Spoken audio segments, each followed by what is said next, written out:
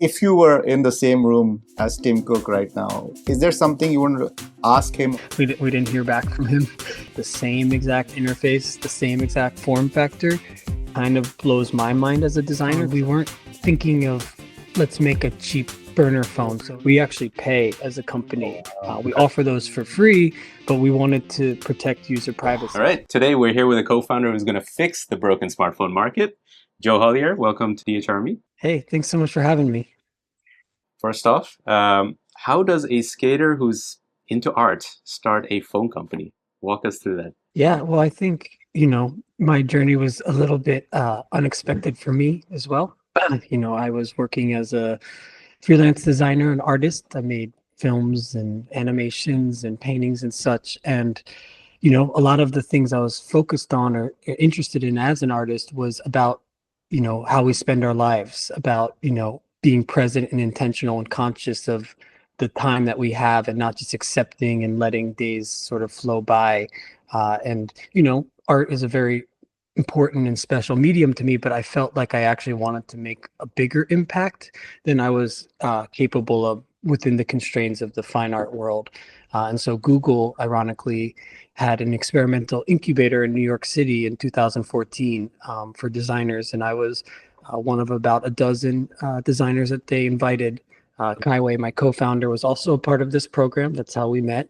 And that we were encouraged to make smartphone apps, essentially new types of technology companies. And we learned so much about how and why these apps are being built and funded. And I think for me, I sort of found myself asking, could me making one new app that we spend one more hour a day on our smartphone possibly make us any happier? Or if I think about my relationship with my smartphone, I'm like ready to throw it off a cliff and go live in the woods forever. And that was sort of the sentiment that a lot of people were having. So I wanted to try to find a balance and create something that would encourage us to carve out time that was internet free, because for so long the internet was confined to one computer in my, dad's side room. And it was a very clear distinction between online and offline. But when I had a smartphone in my pocket, next to my bed, in the bathroom, essentially everywhere I went all of the time, I sort of lost agency of that online offline balance. And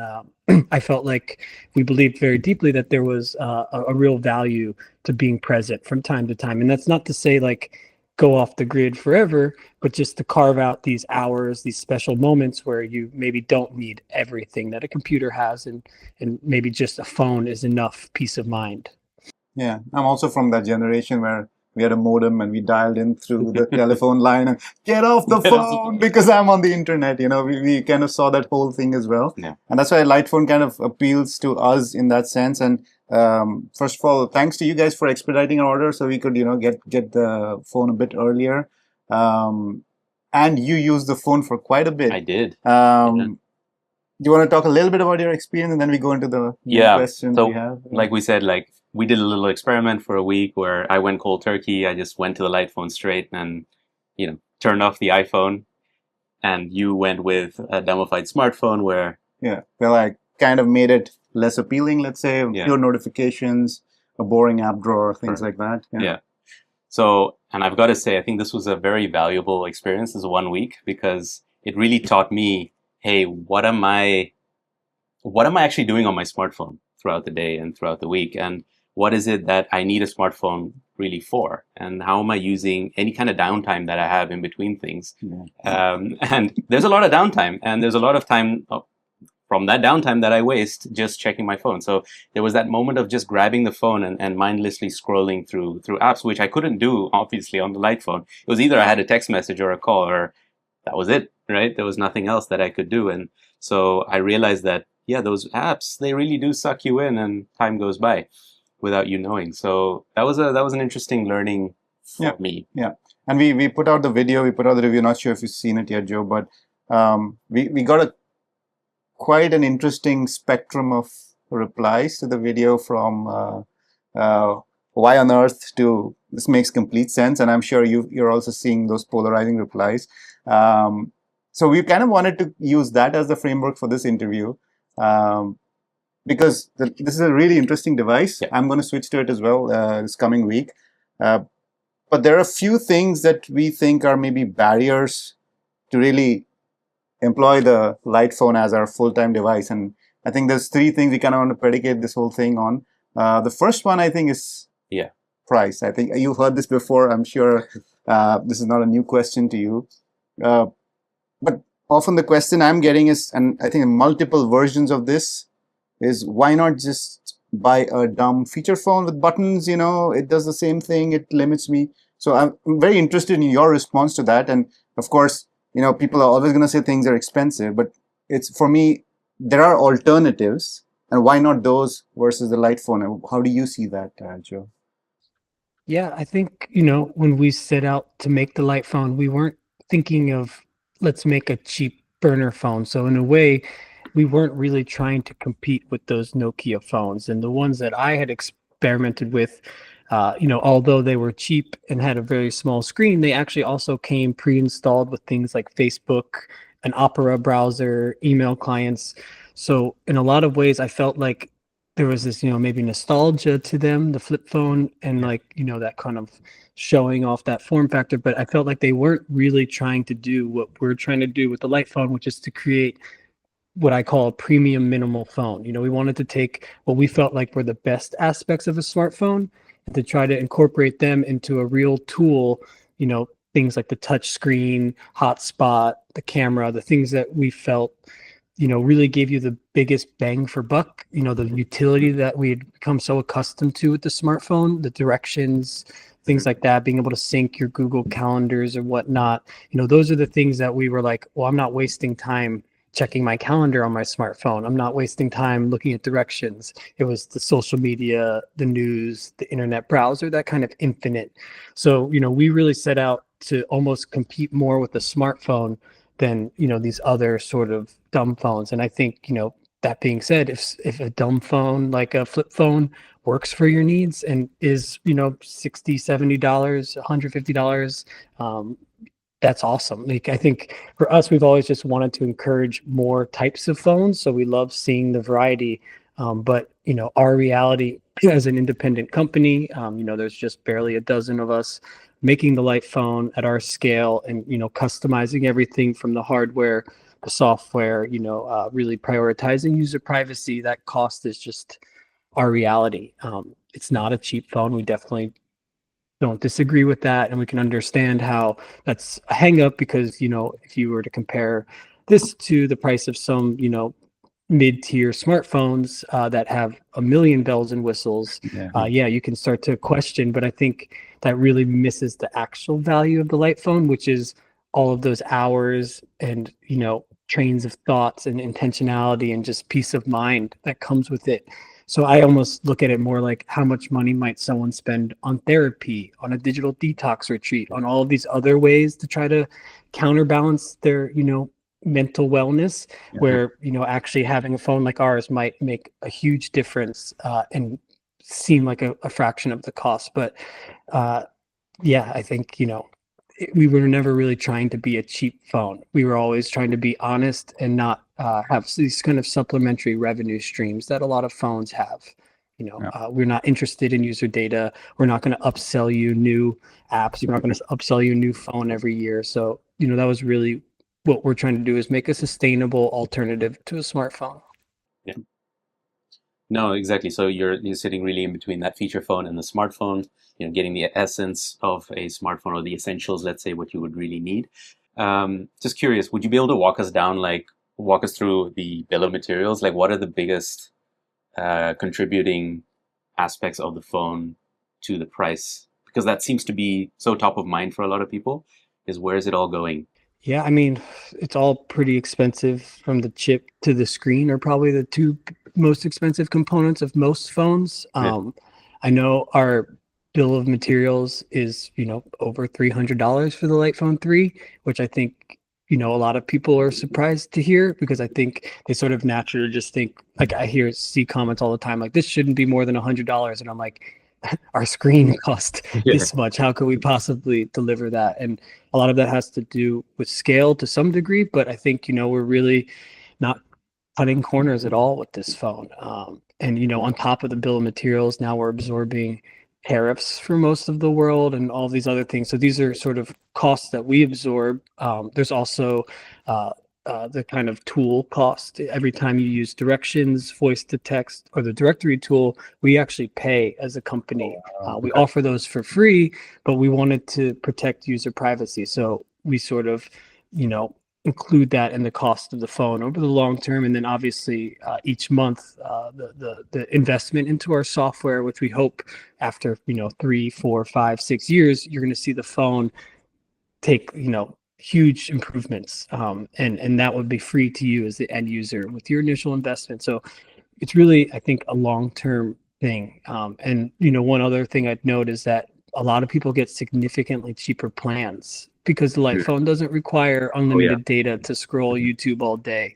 So some people are like, oh, wow, actually the phone's paying for itself in just a year or two of how much I saved from my smartphone plan. I remember that. Barely used any data, but my text messages went through the roof that I've never used before. It was expensive for me because my smartphone plan didn't have text messages, and I had to use that to communicate with people. That was interesting. And that actually brings me to the second main aspect, I think. When you're talking about wellness, I think it's important also, the connection you have with other human beings, whether that's online or offline. I think that's very important. And we are expats, basically. I'm expat.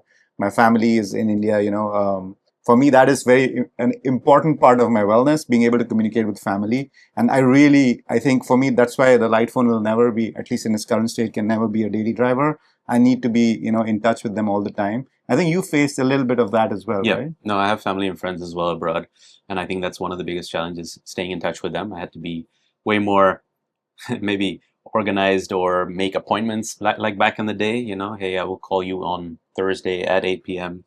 And then I had to keep checking my laptop to see, hey, did they call or did they not? And so that did add a lot of friction to my life instead of being able to stay in touch throughout the day.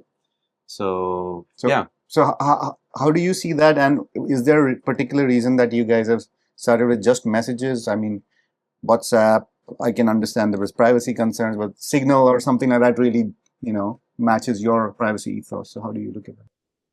Yeah, I would say we totally understand where you guys are coming from. I think many, many people around the world, both expats in the US to, I have a lot of friends all over Europe and Asia. So, I find myself, as you're saying, just kind of planning a little bit better, or it's less, in real time. Maybe I send a message, I check it a few days later. So it's more of like a pen pal relationship. But, especially for someone living in Europe, I hear about and I've experienced, their handyman uses WhatsApp, their bank uses WhatsApp. It's like they might be fully on board with the light phone, but the friction of the network effect of having everyone else, I find it personally unfortunate that it's been so siloed to this one private company. But I think, the essence of being able to call and text over whatever platform, as long as it could stay in the kind of interface at the light phone sort of simplicity, I think that wouldn't take away from the ethos of intentionality. I think calling and texting family over WhatsApp isn't terribly different than calling and texting over SMS, MMS. It's really just the protocol. So we would love to have more options for that in the future. I think, I share some of those privacy concerns of Meta, but actually, like most users of Meta, share those privacy concerns. And, a lot of people I talk to are like, I don't want to be using this, but I have to. So I think, we are looking at a lot of potential short-term opportunities to make that easier and alleviate some of that friction, whether that's Signal, maybe something like Beeper as a kind of messaging middleman. But I think in the long term, we would love to keep this conversation moving to like, why are we all letting our communication be owned by one private company that no one seems to trust around the world? And so, we don't have the full alternative to it, but we have been exploring like what light might be able to make as an alternative to something like WhatsApp. And, Signal, I think, is a great example of a company that's doing great stuff. And we've been in contact with their team many times over the years. It's just been a little bit ambitious for the size of our team. I think now we're finally at a stage where we can really start to consider what that would look like realistically. Okay. And how realistic do you think it is? I know that the Lightphone OS is based on Android, but it's de-Googled, right? So how realistic is it to get apps like WhatsApp or Signal, whatever you try to do in the short term, onto the Lightphone and be able to keep it up to date with updates and security patches and all of that? Yeah, I mean, it's ambitious to say the least, especially with the updates, and the maintenance is really where a lot of the heavy lifting would come in. I don't imagine that we would just use their app natively. So that's also where I think a lot of the customization would come in, and where we would require some of their technical support. And someone like Signal, they seem much more willing to kind of be there for us as a resource, where WhatsApp, we've had essentially no communication with anyone at their team that seems willing to support some sort of API or a way for us to plug in at this stage. I am a little bit optimistic that some of these maybe like antitrust and government related initiatives might make that easier to kind of open up some of these closed platforms, as we've seen with iMessage a little bit in RCS. So we're always sort of exploring how we might be able to bridge that and sort of taking an approach of keeping an open mind of a variety of potential things, but there isn't like A to B immediately shortcut to Signal, if I'm being honest. Beeper, I'm not sure if you're familiar with that platform. It kind of aggregates a lot of these platforms, but it's only messaging. But it would be able to use Signal and WhatsApp. So that's one that a lot of users have expressed interest in, and that might be a much more feasible short-term way to kind of band-aid that for some of our users. But I think, we're also thinking long-term, like, what would a world where not everyone was tied to WhatsApp look like? What kind of things might we need to do to be the company that maybe could start to fill in that blank? Whereas maybe someone downloads our messaging platform, even if they don't use our phone, because they trust that it's not Meta, and maybe they enjoy the simplicity of the interface or something like that. Is that also an alternative you're looking into, is building your own messaging platform? Yeah, for sure. We've been exploring that for a while. Obviously there's so much to do with the phone itself, but we've kind of been doing that as a separate thing. And it seems quite promising. I think the hurdle is always the network effect of, like, if I'm on this platform, but no one else of my friends are, then it doesn't really matter. But I think, your closest friends will try to meet you where you are, if there's not too much friction to do so. And I've seen that with the Light phone, here in the US without needing WhatsApp. Friends are willing to email me things, and you just have a conversation about how I prefer to communicate. And I think we so often feel, especially with the smartphone, like everyone's expecting us to answer immediately, and that's just not the case once you actually have a conversation about it. Yeah, and it's just not the case 15 or 20 years ago. Nobody expected an answer immediately. How come all of a sudden we need that? It's the replies. That's a good one. And I was laughing because indeed the close friends, I did inform them before going on this, this experiment, and so they were all very accommodating. But I could notice the friction at times in getting in touch. But that was a little bit of how I experienced it. But there's the keeping in touch with people aspect of messaging and messaging platforms, but then there's the other side, which is security. So as we know, we use a lot of, we're always encouraged to use two-factor authentication. There are multiple methods for two-factor authentication. And as we all know, SMS is the weakest amongst the other alternatives, but that seems to be the only option currently on the Lightphone 3. So how do you see security? To address the 2FA thing, that's definitely one of the short-term tools that we plan to offer. Great.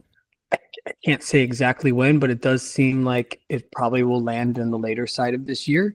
I know a lot of users have found YubiKeys and other things to be really useful sort of short-term workarounds. So I think when it comes to authentication, we definitely hear that feedback. We use a lot of user surveys each year to either prospective users, but more often to our existing users, to try to prioritize what we might work on next. And we've seen 2FA grow year over year as a bigger priority. So we're definitely aware of that, and totally get it. I use SMS 2FA, and I sometimes use YubiKeys and other things too. Right. when I need more security. I think in terms of like the phone itself, the biggest advantage is that it has so little data of you. It's not that we have any, braggable, unique security angles, but we just literally don't want your data. So the phone itself doesn't store your credit cards right now, doesn't store a lot of sensitive information. It doesn't have your email account where then someone could, exponentially steal your identity in all of these ways. So I think the lack of data, especially like iPhone 2 didn't even have images and things. It was just like there was really so little data on there. And then, there's no third parties. So, there's not these apps that are kind of fronting to be this utility, but then actually just a business model based off of some sort of data collection stream that doesn't seem obvious, which plagues the smartphone today. So I think, that is where privacy is really prioritized, in that like fundamentally our business model isn't interested in it. And we are able to offer these tools without relying on third parties that might have ulterior motivation. And like the third parties we do integrate to help us do directions, like I said, we pay for that service so that we can anonymously offer it to our users. Okay, makes sense, and appreciate that that's the case, because there's a lot of hidden data, capture and usage that a lot of users obviously don't know about with their smartphones. Hey, but just hopping back to the the upfront cost being higher because of data privacy, and also the per use, let's say, payment that you guys have to do for it. How long would you guys say the Lite Phone 3 would be supported by Lite? I mean, we're thinking in the vein of 10 years or more. I think we're kind of looking at the world of like, how long will 5G be supported? That's how long we'd like to support the Lite phone. And, there's obviously the risk that someone might drop, break, lose their phone before those years, but we would never want to like force an upgrade. And in a lot of ways, the Lite Phone 3 isn't an immediate upgrade of the Lite Phone 2. I think we imagine maybe creating an upgraded Lite Phone 2 and then keeping the two sort of side by side as different options. Some people really, really love the e-ink and the small size and the lack of camera of the Lite Phone 2, where other people just wanted a little bit faster texting, a camera, and, a little bit more performance. And so we'd love to support the Lite phone as long as possible. And I think the Lite Phone 2 is now just about 6 years old, and we've continued to roll out updates for that. We have new phones coming in. We're still selling the Lite Phone 2 alongside the Lite Phone 3. So I hope that's a testament to our commitment. Yeah. And how do you deal with things like security updates? Because Android gets a monthly patch. And there are organizations like, I don't know, Samsung, for example, says you get 7 years of software updates on our latest flagship phone. Is that a statement you're willing to make about the Lite Phone 3, for example? And how do you deal with security in general from the operating system side then? Yeah, I mean, we are constantly pushing firmware updates, and some of those do include those security updates. And so I'd say, we work with our manufacturing partner a lot. And when we feel that the update warrants a firmware update, we'll push one just for that. But a lot of times when we're doing our natural firmware updates, we'll include all of the latest security patches as well. And then we did a pretty good internal security audit going into the Lite Phone 3, because it gave us this opportunity last summer to kind of step back and say, okay, if we were to redo the Lite Phone 2 from scratch. And so we upgraded a lot of things, like how updates are handled, how encryption happens with the dashboard and your Lite account and stuff. So we did make some good upgrades there. A lot of that stuff isn't user facing, but I think it's important for the longevity of the device. And is there a reason you cannot maybe state we guarantee X years of updates security wise on the Lite phone? Or is just something you kind of? I guess it's just never a format I've thought about in terms of hours of updates. And I mean, and I would hope we'd have the highest number. I don't want to just like pick a number arbitrarily. Like I said, we're at 6 years of updates for the Lite Phone 2, and that one still seems to have a pretty steady life ahead of it. Unfortunately, we cannot sell the Lite Phone 2 in the EU anymore because it has micro USB. Oh yeah, right. And they've banned that. So like that's more the hurdles that we'll face with light phone 2 or 3, is that like for other reasons other than our commitment, the phone can't be sold. The light phone 1 was extinct because 2G network was sunset around the world. So we couldn't reliably sell it because we weren't sure if there was going to be enough coverage where you were. And so that wasn't us saying like, let's get everyone to buy a new phone.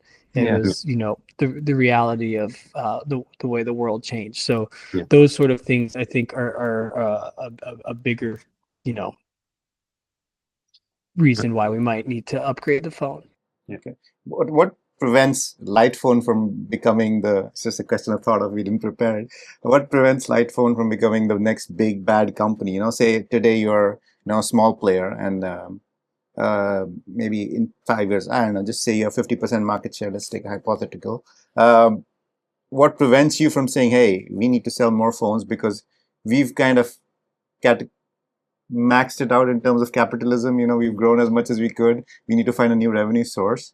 So what are the guardrails you have in place, or what are the philosophical differences? Because we've seen good tech companies turn into these large tech organizations, which we kind of are not very comfortable with these days. How do you look at that as a founder, especially? Yeah, I mean, I think as long as Kai and I are here, we're never really too concerned. But realistically, we've built this company. We've taken a lot of private investment, but it's always from very mission aligned and usually angel investors. So we don't have these big VCs. We didn't promise a hockey stick growth where next quarter we have to triple, quadruple. You know, we've sort of been on this very slow train. You know, we've been building this brand for 10 years, and the way we pitch it to investors and to our customers is that we're trying to build a brand that people feel trust and loyalty to, and it's a long-term game. And we're also not necessarily motivated by profit as our number one motive. Unfortunately, as a small independent company, we can pursue that to the fullest. I think, you know, our business model is less than aggressive compared to a lot of what VCs might be more interested in, and that's okay. We set our expectations accordingly. We didn't grow our team to 40 people right away. We said, hey, we can afford to have this small team. Yes, it takes a little longer for features to roll out, but this is what we can do sustainably without having to compromise in any other way. So I think from the get-go, we've sort of built our expectations accordingly. And I think, you know, if we ever reach that cap, I would hope that we would say, hey, we're doing pretty good. And like, that's okay. Like, you know, not every company has to set records for profit. I don't really believe that that's, you know, the formula for a successful company. And I don't think that's going to make for a better world if every company is just profit, profit, profit, profit. So we'd love to see other brands that have other priorities beyond just profit. And so I'm not terribly concerned. I think, you know, we sell the phone for a price, and I love that we'll hopefully keep creating products that are valuable enough that people are willing to pay, and we don't have to compromise in any way. I think it gets a lot trickier when your business model is hidden, like a Google or a Meta or some of these other platforms, because then, you know, you're sort of always in this race to do something else to grow. Yeah. Well, famously, one of them started with "Don't be evil," so you know, things can take a turn. That's where it comes from. But Yeah. Like Facebook's motto forever was "Move fast and break things," and we changed it to "Move slow and break free." Yeah. Because, Oh, you that's know, nice. Yeah. Like life, this is our life. Like, you know, enjoy the ride. Yeah. This is the one we got. So, you know, that's sort of our attitude. It's, you know, kind of the polar opposite of a lot of the tech companies. well, I have to give Facebook one thing: they did succeed. So. Well, that's coming to that, They right? broke So, a bunch like of you, things. yeah. Well, coming to that, right? So, success and the measure of success, indeed, in the capitalistic world, that's usually money and profit and all of that. And I'm curious, do you look at any other, you know, measures of success? I mean, obviously, if your company's growing and more people are buying light phones, that means they're, you know, signing up for this way of life. Is there anything else that you look at as a measure of success? Yeah, I mean, I think someone being able to make the jump to the light phone successfully. as you can imagine, like the light phone represents a lifestyle change. So like a gym membership or a diet or one of these things, it's quite hard. It asks a lot of the user, and oftentimes, not always, sometimes people find themselves, this is too much, and then go right back to the smartphone. So for us, that would be a failure to some degree. And so like what we see as success is, are people able to actually integrate this and then to see the positive changes through? It's less quantitative, but like we get the most humbling messages almost on a daily basis from different users who are like, I've been using your phone for 6 months, I've been using your phone for 3 years, and their life has just snowballed. And obviously they made all of these positive changes in their life. The phone was maybe, if we're lucky to call it, a catalyst. But they put in the hard work to then start reading this thing, to start a new language, to change their job, to go back to school, like whatever these changes are that they're affording themselves now, that they're not just, going to the phone because they don't know what to do. They kind of are taking their own responsibility for their life, and that can lead to just beautiful things. So those success stories, that's what really drives us. And we have a channel internally where we share some of these stories, and it's like, some days you start to feel underwater when there's a bug or an issue with production. You have to announce a delay, and people seem disappointed. We look at that channel to be like, no, we're doing something we believe in deeply, like seriously deeply. Success for us is like, is it working? Like, are people out there? And I think we're really lucky that we've never done marketing in any traditional paid sense. Like, our users are the grassroots people out there using the phone, and everyone's going, what the heck is that thing? Having these conversations about their phone and slowly proving that like there is a way to live. I think, one of the first reactions everyone says is like, ooh, I wish I could, but, and Yeah. our users are the proof that you can overcome that but. There is always going to be a but and friction, and I think there's things that the light phone doesn't do currently that if it did might be easier. So like it's definitely a lot of room for improvement. But even today in its current state, like if you make the transition, I think there's a lot of positive things to come from that. And so it's all about what matters to you, priorities. Related to that, like, how do you see people using the light phone? How many of them are like light phone only, mobile users, versus this is my second phone, versus this is just something I have in a backpack for once in a while? Yeah, we definitely survey about this, and I'd say one thing I love about the light phone is that people fit it into their lives in different ways. It's not really a one size fits all. The majority of users do use it as their primary phone, but they also probably have things like the laptop, how I'm using to chat with y'all, maybe a tablet, or sometimes even their old smartphone with no SIM card, and they might use it on Wi-Fi or occasionally to hotspot or something like this. So this becomes their like main form of communication, but they still have other tools, Apple, Windows, etc. But they're using those much more intentionally. Like they might not pull their laptop out to check their email while they're at dinner. But if it was on a smartphone, that might be a smaller barrier. So setting up these kind of compartmentalizing their different ways they use their digital life, I think has been really helpful. I've definitely seen a lot of users now have two phones and like two separate phone numbers, which is less common in the US. But like especially with some freelance people, they're kind of seeing it as a work phone, personal phone. So maybe they're a freelancer, they have clients, whether they do hair or tattoos or design or one of these sort of careers. And so they have that phone number that they share with people, and then they have their friends and family, and they can sort of separate it as one would their job. When they put their bag of tools away, their smartphone goes away, but then they have the smartphone so they can do the Venmo, Cash App, Square, whatever they might need to do for their business that the light phone can't do. So some people do that, and then there's definitely some people that go between the two phones, for sure. But that gets a little bit harder with things like eSIM, iMessage, and some of these other hurdles. So it's harder to recommend that as like a sort of seamless switch on and off. Yeah. No, interesting. And then I just wanted to get into the phone itself a little bit, the hardware side of things, because it came with a bunch of screws. I think you guys were initially said, don't open it up. It is meant for battery replacement. So what are you seeing in terms of how will that look like in the coming future? Like you said, maybe it lasts 10 years, but in that time I could lose the phone, I could break it. The battery doesn't last long anymore. How does the repairability and all of that look like for Lite in the coming time? Yeah, I'd say like we learned a lot from the Lite Phone 2.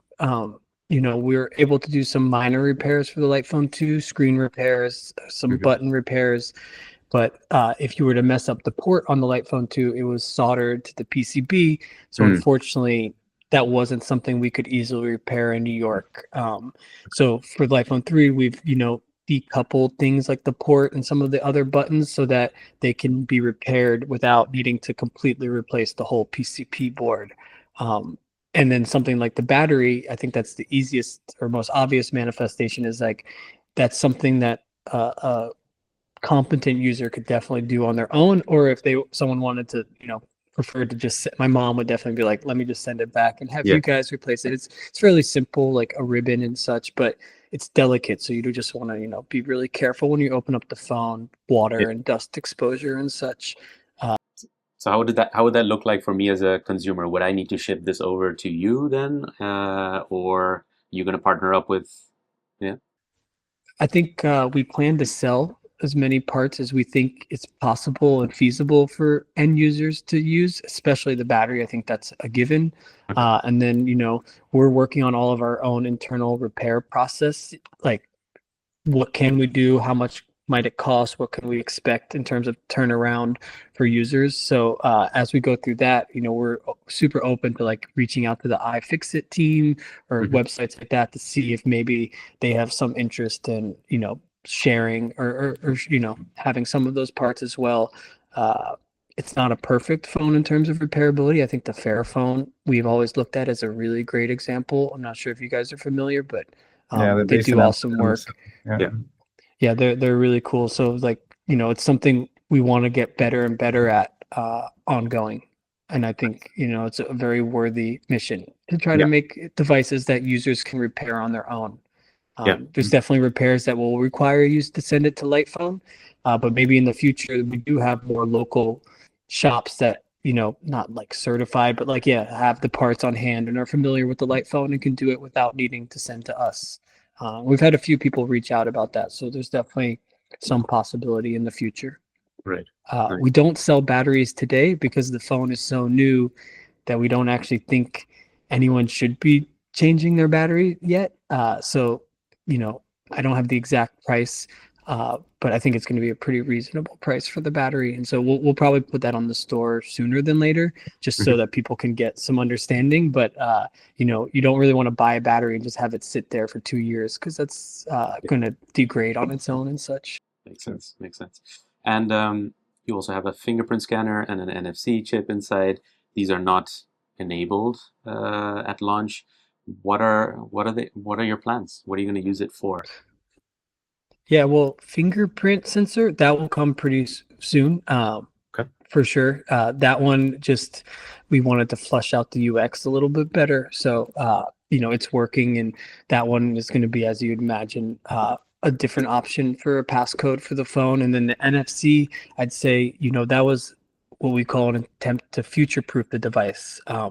One potentially obvious use might be some sort of digital payment option, and potentially a variety of digital payment options because, there are so many ways that people use that around the world. But who knows, it could really be used for so many tools. Like maybe in the future, there's more privacy, security, ID sort of tools. So we just felt like including it made sense in case we wanted to support it. We wouldn't have to sell you a new phone now with an NFC chip.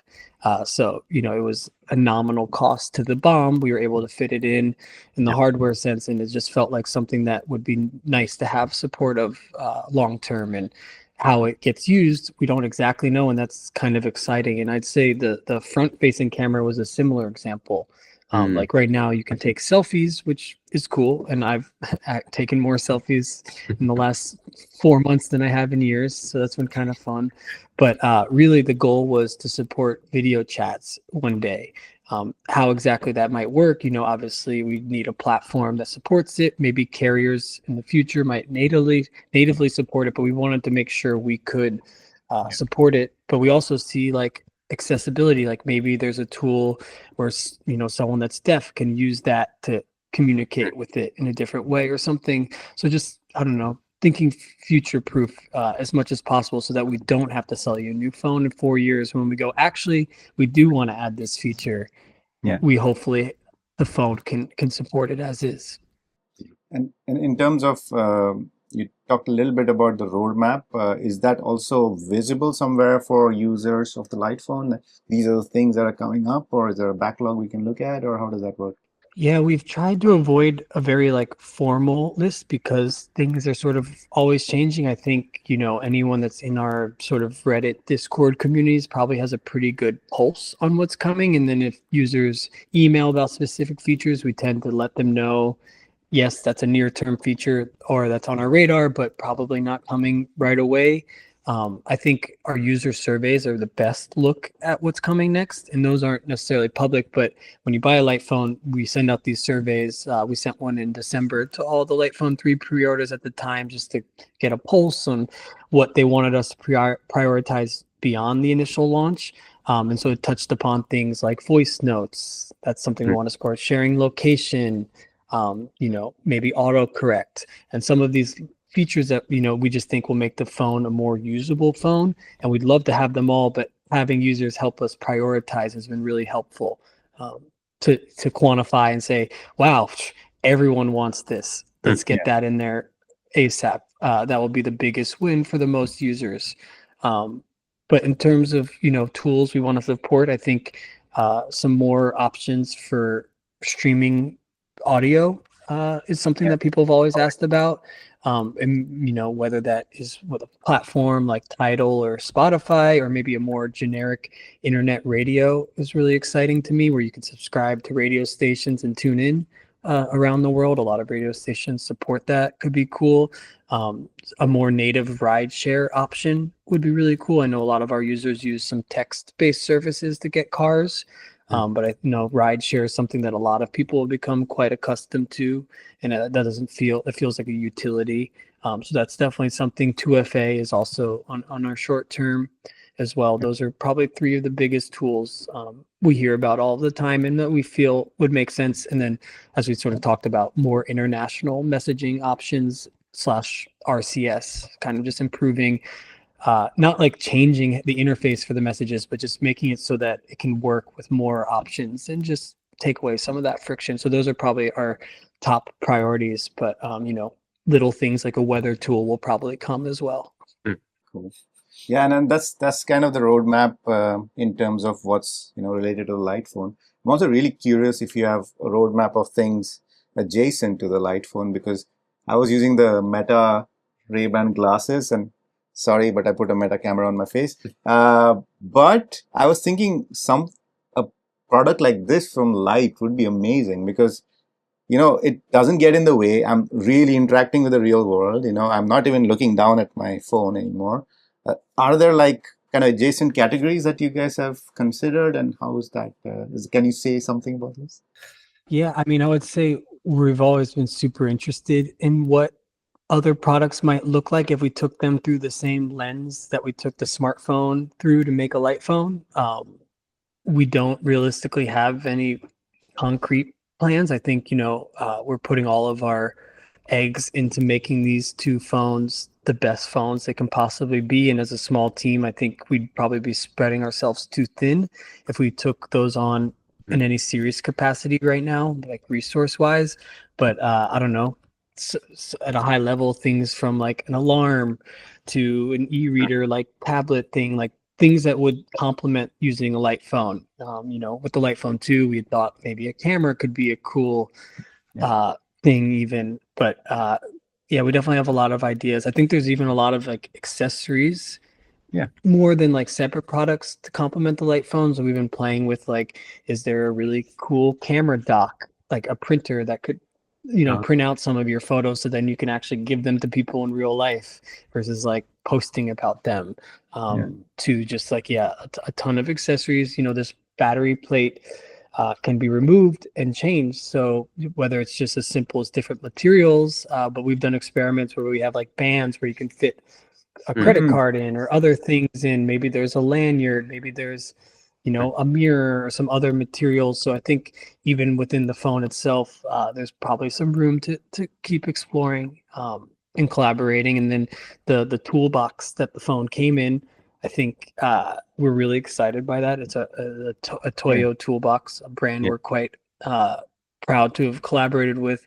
And we want to maybe make kits for that, so that like, what if a watercolor kit that fit in there perfectly, or fishing lure set that fit in there perfectly, like things, or dividers, or just ways to make that as useful as possible, so that like someone could buy the phone, get their toolbox, and then they could fit it however they want. And that speaks to what you do with the light phone, which is everything not on the phone.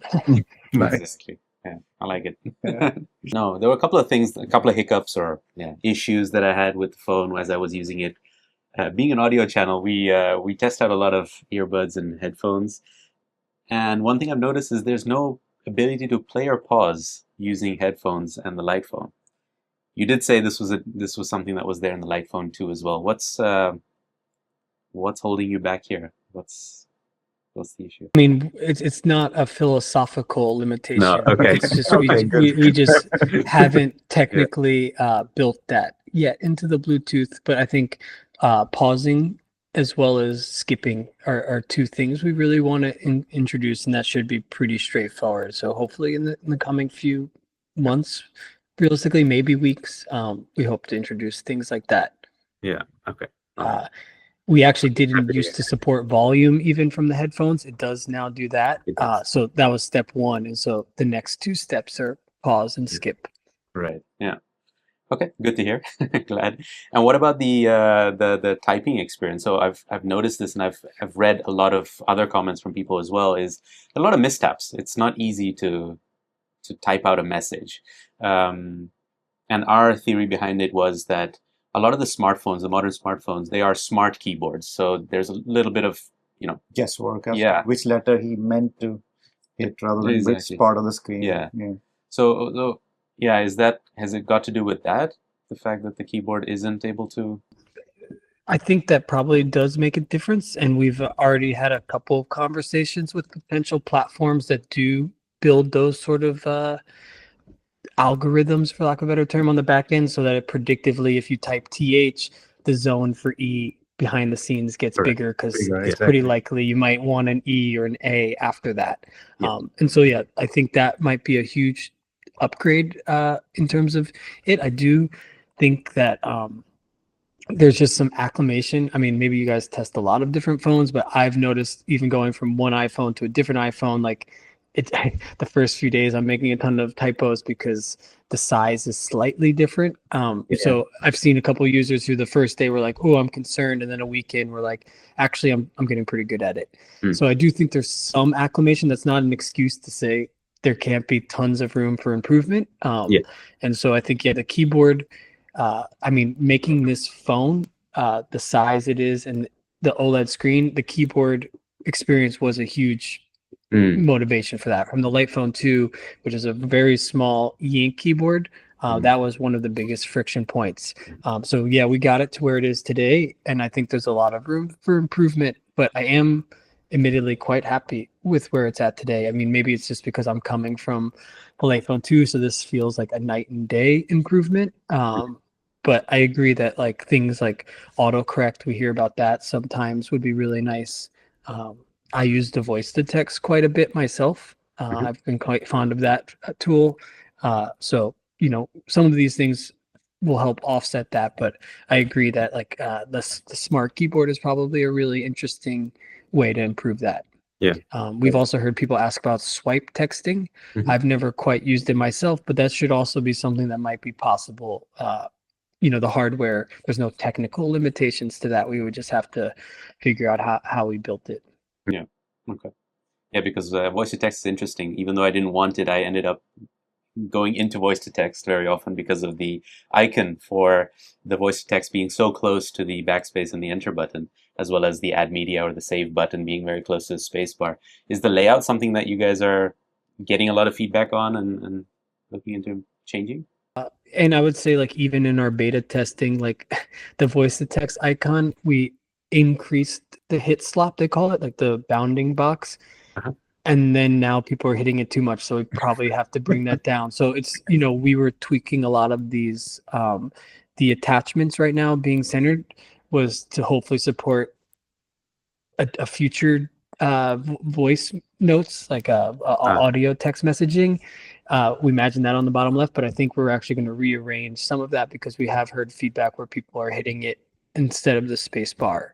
So yeah, I mean, all things are open to being reconsidered in the sense of, like, for example, on the Light Phone 2, we had the send button in a place where people were accidentally hitting it. And so 2 years into the phone, we actually switched where the send button was. You could toggle on the legacy if you were very used to the old one, but we made the realization that more as we like interviewed people, that was a common thing. And so that was actually a really easy change. That was a huge quality of life. And on this keyboard, when we first started using it, we had the send button much lower over here.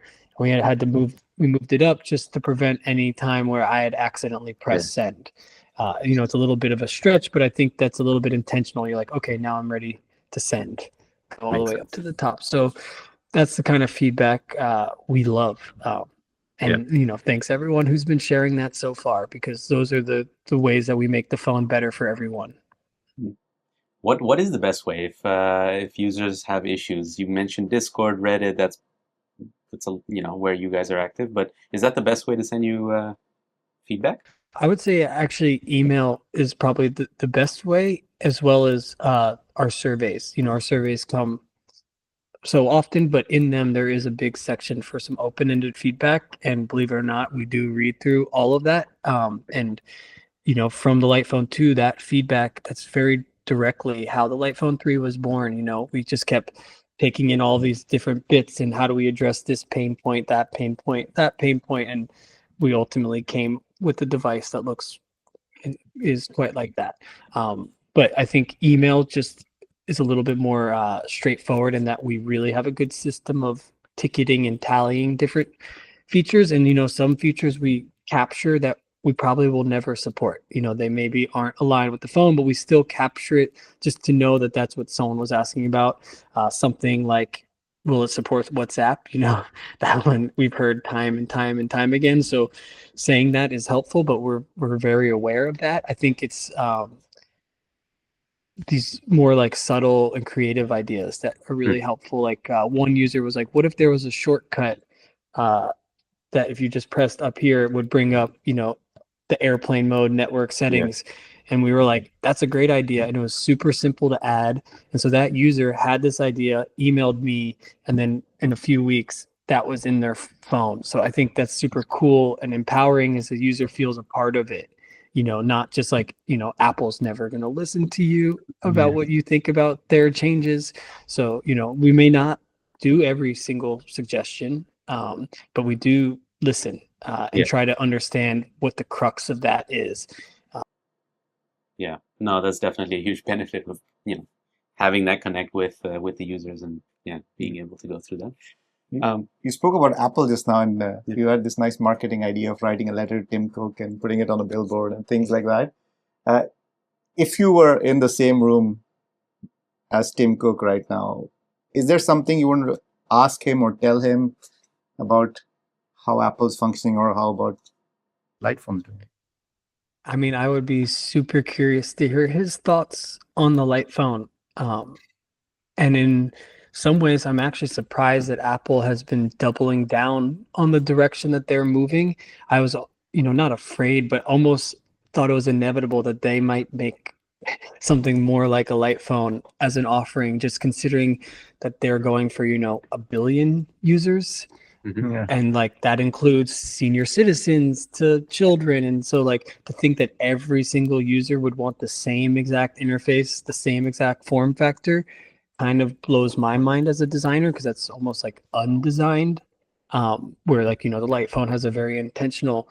So I'm actually just surprised that they've been going I mean, not surprise profit, obviously, in services, and they've gotten to Apple Games, Apple TV, Apple Music. Like they want you to use all of their services. You know, I would love an iPhone to play nicer with the light phone. If there was some way we could integrate iMessage, that would make it so much easier for so many people to use the light phone. But obviously, I would never expect that, even if we were in the same room. But I think I would just really be curious what his thoughts were, if he understood the crux of it or not. I do genuinely believe he would find it interesting. I don't know if he's ever heard of the light phone. We didn't hear back from him from our letters, but yeah, I would be curious, because in that campaign, what we did was we basically took quotes that he said, like, if you're looking at your phone 1,000 times a day, you're using it the wrong way. You shouldn't be looking at your phone more than someone else's eyes. When we're like, preach, we agree.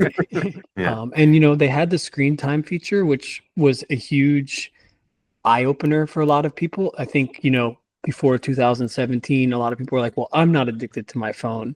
And then they got confronted with 5 hours a day, 6 hours a day. And they're like, okay, maybe I'm a little bit more addicted than I thought. So that was, you know, a great help for what we're trying to do. But I think it probably doesn't go far enough in terms of actually helping people combat their screen time in a genuine way.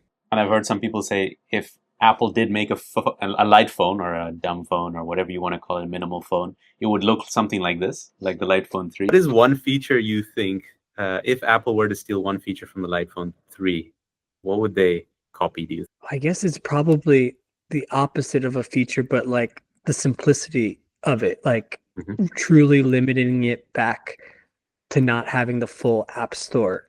But like maybe it's like, you know how you can make an app for iPhone, for iPad, like maybe there's a third category where it's like for whatever Apple's light phone is called, and it's like Lyft would redesign their app to fit in a different kind of intentional aesthetic, or WhatsApp would redesign it to fit in something, you know, maybe it wouldn't be exactly as typographic based as the light phone, but I think what the light phone does isn't offer any new feature that doesn't exist. It's the joy and the value of not having access to every single feature 24/7 in your pocket. And you know, it's hard. You know, we've shared the phone with a lot of tech reviewers, and they you know, look very intensely at the hardware and the features and the price, and that's obviously their job. But sometimes I do feel like people miss the real point, which is just like, what can you do with 3 extra hours of undisturbed time? Like that can really snowball. 3 times 7 days a week times, you know, 52 weeks in a year times however many years we've had smartphones. Like that's a huge chunk of time. And then we all have these bucket lists of, I wish I was playing more piano. I wish I was in better shape. I wish I called my mom more. I wish, and it's like, you can. So that's, I think, one thing that's a little bit funny about the light phone. And I love that it's this kind of like reverse psychology to the normal tech spec feature price conversation. And in that conversation, obviously the light phone seems like a very bloated and almost unnecessary thing. But I think that's where it kind of opens people's minds. You have to think beyond a device in those parameters only. A tent, like you wouldn't want a tent with an air conditioner and a TV and all these other things, because the whole point of a tent is to listen to the birds and to be more close to nature. So I think that's like where the light phone fits, where it's like, yeah, you can talk about, it could be a little bit lighter, smaller, this tent versus that tent, but at the end of the day, like we're not trying to make a house. No. Yeah, true. Yeah. Being something more intentional. Right. Anything you'd like to say, Joe, to people listening, and just a message you'd like to send? Maybe one thing I'd like to say is, like, I guess if you've listened to us talk this long, you're at least curious about what a different relationship to your phone might be. And, you know, the light phone might be an extreme leap. But I think as you sort of tested, there's all these other ways that you can start to carve and experiment with a different relationship, you know, whether that's turning your screen black and white, maybe deleting some of your, you know personally what your problematic apps are, deleting some of those. I also always encourage people, like, just maybe leave your phone at home for like 45 minutes and go on a walk and just be out in the world with no phone. Like, I promise you'll be okay. And if you're not, you can probably yell to like 10 people that have a phone. within the proximity. And I think that is just, people are surprised by how different it feels to just go out for an afternoon without a smartphone. And that's free. You don't have to commit to switching to a light phone, just to try to maybe experiment and to be more intentional. And, the light phone's one tool. Maybe a $60 flip phone is an easier way for you to experiment. And that's awesome. I think the more options, the better. And it's been really cool in the last 10 years that we've been doing this to see other phone companies come out and try to make minimal phones. And so we're, totally for more options for users, because, some people might prefer this, some people might prefer that. And we have so many different kinds of shoes or jackets or cars, but yet when it comes to phones, we're all going to drive the same big. So I would just love to see more options. And I think the light phone isn't about completely ditching technology. Like, if it weren't for the internet, the light phone wouldn't exist. We were a Kickstarted crowdfunded project, and we put our idea out there, and because of the internet, we're able to meet all these people across so many demographics that use the light phone. It's really inspiring to see Bible Belt families, to celebrities, to athletes and artists and outdoor enthusiasts, blue collar sort of construction workers. Like, people are resonating with it across all demographics, and it's super inspiring. And I'd encourage anyone to just sort of take a more harsh and honest look at the technology they use day in and out, and in which ways is it benefiting you, and which ways are you, finding yourself relying on it in unhealthy ways. My wife asked me to ask you a question, which is, have you seen kids using the light phone, and what has been the experience with that whole situation? Like, with people using their kids' light phone? Didn't design the light phone with kids in mind, but ever since the first light phone, parents have said, oh, this would be a great kid's first phone, because obviously a parent wants to know their kid is reachable in an emergency, but then there's this fear of like, well, if I give them the full smartphone, what might they see on the internet? How might social media affect them mentally and their confidence and well-being?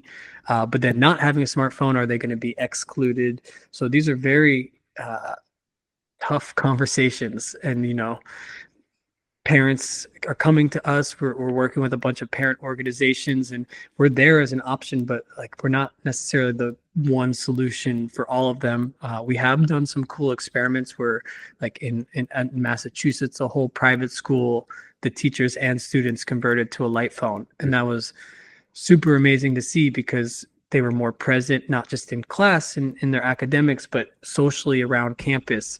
It wasn't as cliquey. People were talking at mealtime. It wasn't just everyone on their phones. So everyone saw the positive benefit. But then when we interviewed the kids, they all kind of thought the light phone was dumb. They're like, stupid phone, it's too slow. Like, they wanted a smartphone, but they were able to admit that, like, this year felt fun. They were getting more work done. They spent more time in the dark room or practicing piano, like whatever it was that they were interested in. It was a kind of arts based school. So the school like had all the high tech computers, people were learning how to code. It wasn't anti-tech. It was just like, the smartphone is allowing for bullying. It's distracting us. It's, people are thinking about what's happening outside in the world instead of like what they're building in that community. So that was beautiful, but that was everyone doing it together. I think there's something beautiful we've seen when, even if it's just a club, like they have these Luddite clubs that are popping up all over the States. We're quite good friends with this girl, Logan, who initiated that. And it's like a dozen or 24 students that are like, hey, together, we're not going to use smartphones. We're going to read books together and share resources and have some sort of accountability to each other, and to not feel so outcast if they're doing it on their own. But it's a very valid concern for parents, and I don't envy that conversation. And every parent's going to have their own priorities and things, but I can't imagine what it's like to give a child a phone with the full internet access, a camera. If we as adults are struggling to reel in our time, how could we possibly expect our kids to have better self-control? So that's That's where I'm always thinking about. No, appreciate it. I appreciate what you're doing, because I think mental health, smartphone addiction, all of this has already become a very important topic. And so, I'm glad I came across this, and we thought, hey, this is a cool product. We should get in on it and experience it for ourselves and see what it does. So I think, even though I am back to my iPhone, I think it's changed my relationship with a phone a lot, and how I use it, and how I go about my life and my relationship. So yeah, I love to hear that. Like that. Yeah, maybe the light phone isn't a forever thing for people, but maybe it's something that you try for a week or a month, or, I've seen students get it to finish their thesis project. They're like, I need to focus on this. And then once they finish that, they're like, the light phone served its job. I can go back to my smartphone, but with a newfound appreciation for being intentional with it. And that's, I like it. That's great. Like a book you can lend out to someone. Hey, I recommend you read this. They read it. They got the knowledge, they move on, and then they can pass it on to someone else. Maybe we need to get someone to experience it for themselves for a week, and then they realize something about themselves and their smartphone use. But no, thanks Joe, for being here and sharing this experience as well as this time with us. It was really nice. Also nice to see your cat. Yeah. And, thank you for sharing about the light phone. Like I said, our users and also the press, like reviews like this is like how we get the word out. And I hope that even if someone watches this and they don't buy the light phone, maybe they just get their gears moving a little bit to rethink their relationship. Right. Exactly. I'm not the best salesman, because I'm like, buy our phone or don't, but hopefully what we say might inspire you a bit. And that's the artist in me. This really represents an idea more than a business. Right. Fantastic. Great to hear, Joe. On that note, have a lovely day, and hopefully you keep in touch. Talk soon. Thanks. Cheers. Yeah, likewise. Thank you. Bye. Bye.